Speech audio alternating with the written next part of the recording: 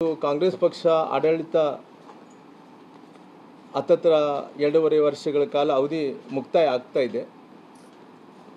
ಈ ಮುಕ್ತಾಯ ಆಗುವಂಥ ಸಂದರ್ಭದಲ್ಲಿ ಇವತ್ತು ಭಾಳಷ್ಟು ಪ್ರಶ್ನೆಗಳಿದಾವೆ. ಆ ಪ್ರಶ್ನೆಗಳಿಗೆ ಮುಂದೆ ನಾನು ಉತ್ತರವನ್ನು ಕೊಡೋಂಥ ಕೆಲಸ ನಾನು ಮಾಡ್ತೀನಿ. ಹಂಗಾಗಿ ಇವತ್ತು ಒಂದು ಕಡೆ ಅವಧಿ ಪ್ರಕಾರ ಏನು ಅಗ್ರಿಮೆಂಟ್ ಪ್ರಕಾರ ಏನು ಮುಖ್ಯಮಂತ್ರಿಗಳ ಸ್ಥಾನವನ್ನು ಏನು ಬದಲಾವಣೆ ಆಗಬೇಕಾಗಿತ್ತನೋ ಇವತ್ತು ಉಪಮುಖ್ಯಮಂತ್ರಿಗಳಾದಂಥ ಸನ್ಮಾನ್ಯ ಡಿ ಕೆ ಶಿವಕುಮಾರ್ ಅವರು ನಾನು ಮುಖ್ಯಮಂತ್ರಿಗಳಾಗಬೇಕು ಅನ್ನೋಕ್ಕೋಸ್ಕರವಾಗಿ ಏನೇನು ಪ್ರಯತ್ನಗಳನ್ನು ಮಾಡ್ತಾಯಿದ್ದೀನಿ ಎಲ್ಲ ಪ್ರಯತ್ನಗಳನ್ನು ಮಾಡೋಂಥ ಕೆಲಸ ಮಾಡ್ತಾಯಿದ್ದಾರೆ.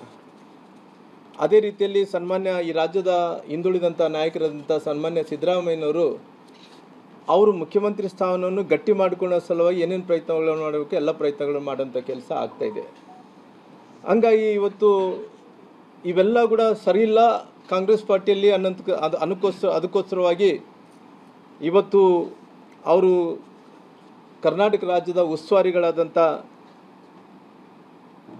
ನಾವು ಏನು ಸುರ್ಜೇವಾಲ್ ಅವರು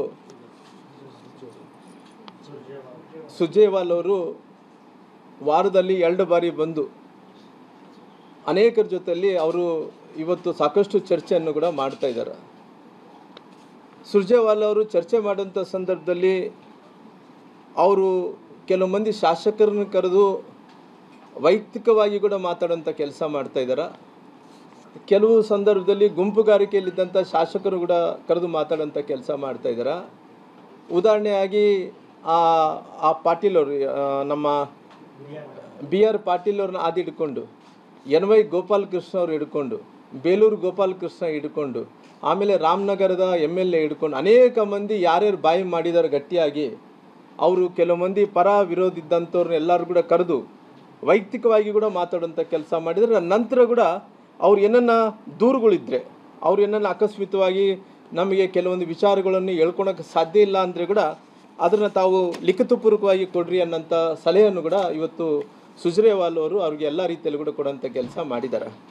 ಹಂಗಾಗಿ ಇವೆಲ್ಲ ಕಾರಣಗಳು ನೋಡ್ತಾ ಇದ್ದರೆ ಒಂದು ಕಡೆ ಡೆವಲಪ್ಮೆಂಟ್ಸ್ ಅಂತ ನಿಂತೋಗಿದೆ. ಅದ್ರ ಬಗ್ಗೆ ನಾನು ಮತ್ತೆ ಪುನಃ ಡಿಬೇಟ್ ಮಾಡೋಂಥ ಕೆಲಸ ಮಾಡ್ತೀನಿ.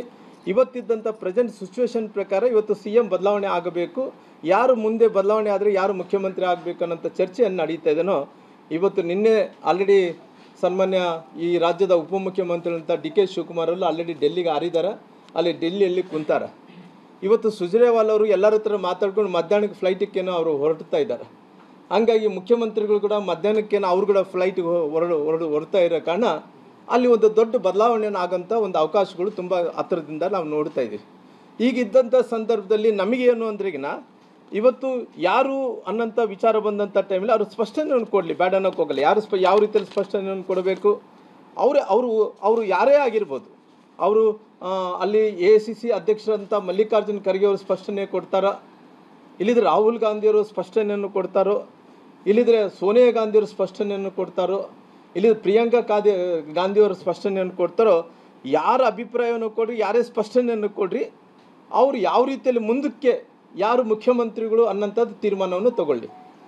ಒಂದು ಕಡೆ ಸಿದ್ದರಾಮಯ್ಯನವರು ಅವರು ಹೇಳ್ತಾ ಇದ್ರು ನಾನೇ 5 ವರ್ಷಗಳ ಕಾಲ ನಾನೇ ಮುಖ್ಯಮಂತ್ರಿ ಅನ್ನೋಂಥ ಮಾತು ಇವತ್ತು ಸಿದ್ದರಾಮಯ್ಯರು ಹೇಳ್ತಾ ಇದ್ರು.